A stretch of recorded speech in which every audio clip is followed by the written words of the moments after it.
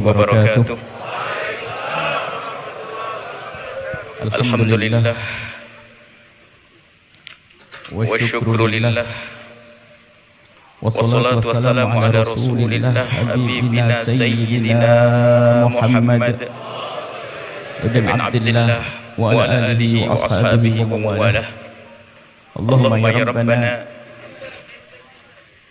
inna nas'aluka mahabbata habibika sayyidina Muhammad wa habib ya Rabbana ilayna ma ahabbahu habibuka sayyidina Muhammad. A'inna ya Rabbana ala ittiba'i sunnatihi wa amitna ya Rabbana ala millatihi wa hfirna yawmal qiyamati ma'a zumratihi wa tahta liwa'ihi. Urzuqna ya Rabbana tawbata qabla al-maut wa syahadata 'inda al-maut wal jannata ba'da al-maut. Amma ba'd.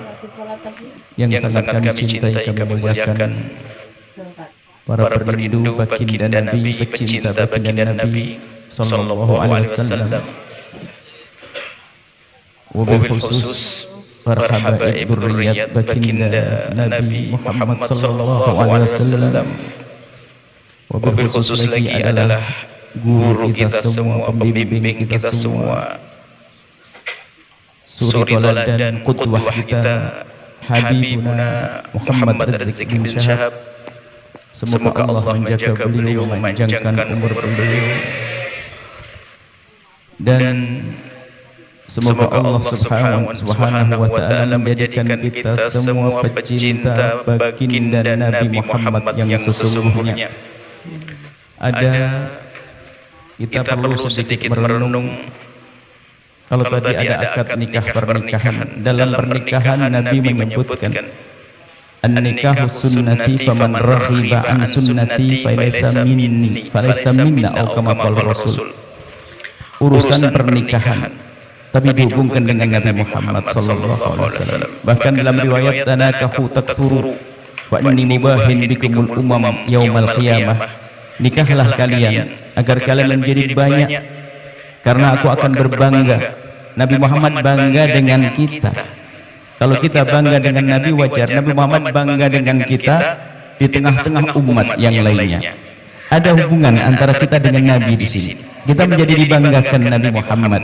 Karena apa? Karena urusan kita dengan baginda Nabi Muhammad sallallahu alaihi wasallam.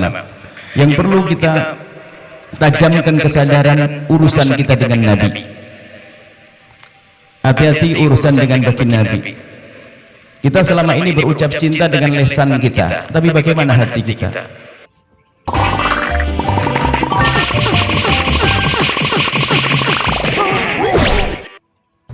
Shh, kenapa? Kok mukanya cemberut gitu?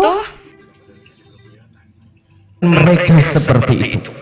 Bahkan di sana ada riwayat lain lagi yang lebih lagi, bahwasanya dalam hadis sahih ma tanakhama nukhamatan illa wasaqatat fi kaffi rajulin minhum fadallaka biha wajhahu. Bahkan di sana ada riwayat lagi bahwasanya Nabi tidak membuang dahak kecuali sudah ditangkap oleh salah satu dari sahabat Nabi kemudian diusapkan di wajahnya. Sallallahu alaihi wasallam. Dahak. Apa urusan dengan dahak? Kalau bicara dahaknya Nabi jangan samakan dengan dahak kita. Tidak ada kotor bagi Nabi. Ini yang harus kita pahami, apa yang menjadikan mereka melakukan yang demikian itu. Dan banyak kisah-kisah, kita perlu belajar dulu dari sahabat Nabi yang menjadikan mereka berbuat seperti itu. Belum lagi nanti ada sahabat-sahabat yang lain yang yakadu ayyaktatilu fi wudu'ihi. Mereka kalau Nabi berwudu, percikannya direbut, diusapkan di wajahnya, diusapkan di badannya. Apa yang menjadikan mereka seperti itu? Belum lagi kisah zaman setelah baginda Nabi. Ada zaman Sayyidina Abdullah ibn Abbas. Ini sebuah kisah. Sayyidina Abdullah bin Abbas suatu ketika berjalan di gang-gang kota Madinah. Kemudian Sayyidina Abdullah bin Abbas menemukan di tempat tersebut ada yang janggal. Toleh kiri, toleh kanan. Belum ketemu apa yang janggal di sini. Kemudian nengok ke atas, rupanya ada sesuatu yang dulu ada, sekarang tidak ada. Sayyidina Abdullah bin Abbas berpikir, apa kira-kira ini tidak ada. Setelah beberapa saat beliau berpikir, baru sadar, dulu sini ada talang, ada pancuran air. Lalu Sayyidina Abdullah bin Abbas bertanya, wahai kaum, dulu pernah ada pancuran air yang ada di sini, lalu sekarang ada di mana? Para sahabat-sahabat yang ada di situ menjawab, oh sudah dicopot.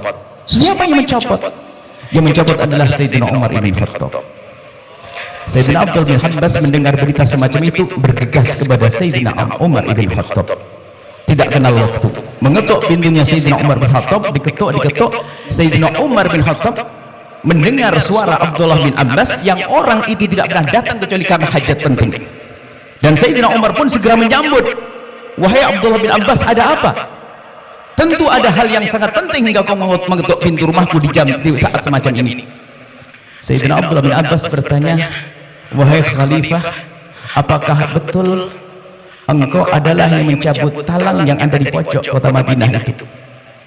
Dijawab, betul. Memangnya kenapa? Aku kira kamu datang ke sini untuk nanyakan sesuatu yang hebat, yang besar ya Abdullah bin Abbas. Kau tuh hanya tanya tentang talang. Ada apa dengan talang? Iya, aku yang mencabut, mau apa kau? Akhirnya Abdullah bin Abbas berkata, ya Khalifah, apakah kau tidak tahu bahwasanya yang memasang talang itu dulu adalah Rasulullah? Mendengar jawaban dari Sayyidina Abdullah bin Abbas, Sayyidina Umar gemeteran dan berkata, semula aku kira urusanmu sepele, karena ini ada urusannya dengan Nabi Muhammad menjadi urusan penting, wahai Abdullah bin Abbas. Kemudian Sayyidina Umar lalu keluar mengambil ke gudang, ke tempat menyimpan talang. Sayyidina Abdullah bin Abbas mengikuti belakangnya, diambil Sayyidina Umar. Sayyidina Abdullah bin Abbas ingin mengambil, dikatakan tidak ya Abdullah bin Abbas, biar aku yang membawanya. Sehingga Sayyidina Umar mendekat ke tempat talang, tempat yang dicabut talangnya. Di tempat itu Sayyidina Umar bin Khattab bertanya, Abdullah bin Abbas, bantu aku untuk mengangkat, memasang talang ini kembali. Di saat ditanya seperti itu, di saat disuruh seperti itu, Abdullah bin Abbas malah pergi. Ya Abdullah bin Abbas, kemana kau? Ya Khalifah, tempatnya tinggi, aku harus cari tangga. Tidak perlu pakai tangga, injak tengkoknya Umar bin Khattab yang berani menurunkan talangnya Rasulullah sallallahu alaihi wasallam. Ini sebuah kisah. Apa makna dari ini semuanya? Menyadari begitu pentingnya urusan dengan Nabi Muhammad sallallahu alaihi wasallam. Orang menghancurkan Islam tidak macam-macam caranya. Dijauhkan dari baginda Nabi Muhammad. Bermacam-macam cara menjauhkan baginda Nabi Muhammad. Di antaranya bagaimana menanamkan kebencian dengan dzurriyyah Nabi Muhammad, sahabat Nabi Muhammad, syariat Nabi Muhammad. Kadang-kadang dibicarakan tentang suku Nabi Muhammad, kearaban Nabi Muhammad, dan bermacam-macam. Itu semua adalah upaya bagaimana menjauhkan kita dari Nabi Muhammad sallallahu alaihi wasallam. Ini yang harus kita sadari. Begitu pentingnya urusan dengan Nabi Muhammad. Jangan sampai ada sedikit pun terlintas ketidaksenangan kita jika ini ada urusannya dengan Nabi Muhammad sallallahu alaihi wasallam. Kalau Anda belajar ilmu fikih, di sana ada bab namanya bab istinja. Istinja dengan batu itu boleh-boleh saja. Suka-suka yang mau istinja, tidak namanya mubah. Ada air pun boleh. Akan tapi para ulama menyebutkan istinja dengan batu bagi orang yang merasa jijik dan dia tahu Nabi pernah melakukannya lalu dia merasa jijik, maka istinja dengan batu menjadi wajib agar dia tidak merasa jijik dengan yang dilakukan Rasulullah. Maksudnya hati-hati jika sesuatu ada hubungannya dengan Nabi Muhammad sallallahu alaihi wasallam. Ada di sana, kalau sudah kita serius kejujuran di hati kita, mungkin kita punya permasalahan dengan misalnya dzurriyyah Nabi Muhammad, tapi jangan sampai tercabut kecintaan, jangan tercabut penghormatan. Kemudian ada sahabat Nabi, syariat Nabi. Makanya kalau sudah hubungannya dengan syariat Nabi Muhammad, sudahlah diam, sam'an wa ta'atan, biarpun kita belum paham. Hendaknya kita semacam itu. Akan tapi kita sekarang sudah main-main urusan syariat, meremehkan syariat Nabi Muhammad. Kan tidak peduli bahasanya ini adalah misalnya urusan dzurriyyah Nabi Muhammad, sahabat Nabi Muhammad, sampai kadang urusan kearaban Nabi Muhammad, mohon maaf, baik macam-macam. Tujuannya satu, memangkas kita dengan Nabi Muhammad sallallahu alaihi wasallam. Akan tapi orang yang hatinya kenal Nabi Muhammad, segala sesuatu yang ada hubungannya dengan Nabi Muhammad tentu akan ia perhatikan. Kalau tadi kita menyaksikan pernikahan suami istri, Masya Allah, ini yang sudah menikah, yang belum semoga cepat menikah. Apakah kebayang seorang suami yang kenal Nabi Muhammad lalu dolim kepada istrinya? Dia sebelum melihat istrinya sebagai seorang istri, dia tahu dia adalah umat Nabi Muhammad sallallahu alaihi wasallam. Apakah mungkin berbuat dolim? Seorang suami, seorang istri yang melihat suaminya sebelum tahu itu adalah suaminya, dia tahu adalah dia umat Nabi Muhammad sallallahu alaihi wasallam. Jadi menyadari keterikatan hati dengan Nabi Muhammad itu penting bagi kita. Saat ini kita kekurangan sisi ini, sehingga kita begitu mudah berbuat zalim, mudah mencaci, mudah menanamkan kebencian. khususnya kepada sesuatu yang sangat dekat kepada baginda Nabi Muhammad sallallahu alaihi wasallam. Atau urusan misalnya kami sebut kebetulan di sini para habaib dzurriyyah Nabi Muhammad sallallahu alaihi wasallam, urusan kita dengan beliau harus sangat spesial di dalam hati. Dengan sahabat Nabi Muhammad sallallahu alaihi wasallam, lihat umat Nabi saja, umat Nabi yang biasa saja, baginda Nabi setiap saat menangisinya, mendoakannya, memanjatkan panjatan doa demi keselamatan umat tersebut. Lalu bagaimana jika mereka ada orang-orang yang punya hubungan spesial dengan baginda Nabi Muhammad sallallahu alaihi wasallam? Nah, selama ini yang kita lakukan sepertinya hanya mengaku-ngaku. Kita mengaku cinta Nabi Muhammad, ngaku dekat dengan Nabi Muhammad, akan tapi tidak dengan hati. Sebab kalau dengan hati kayak tadi, bagaimana bisa mengambil dahak, bagaimana berebut rambut, bagaimana karena hatinya, hati ini, hati di dalam hati menjadikan gerakan-gerakan anggota tubuh sesuai dengan apa yang ada di dalam hatinya. Cinta kepada baginda Nabi Muhammad sallallahu alaihi wasallam itulah yang diserukan oleh para